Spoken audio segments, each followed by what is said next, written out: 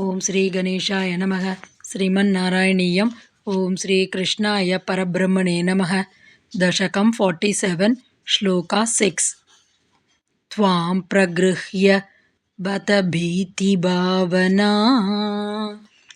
ಭಾಸುರಾನನ ಸರೋಜಮಾಶು saw ರೋಷರೂಷಿತಮುಖಿ Sakhi ಪುರೋ ಬಂಧನಾಯ ರಶನಾಮುಪಾದದೆ.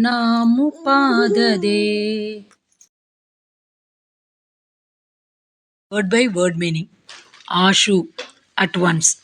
Sa, she. Rosha, rushita mukhi. Rosha, anger. Rushita, overspread with. Her face expressing anger. Sakhi puraha, in front of her friends. Bhiti bhavana basurana na sarojam. Bhiti bhavana, pretended fear.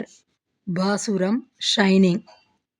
Anana sarojam, lotus face, whose lotus face was beautiful with pretended fear. Tvam, the. Pragruhya, catching hold of. Bandhanaya, to tie up. Rashanam, a rope. Upadade, took. Bata, oh. Full meaning. At once, Yashoda, her face expressing great anger in front of her friends, caught hold of thee, whose lotus face was beautiful with pretended fear, and took a rope to tie thee up. Om Tat Sat.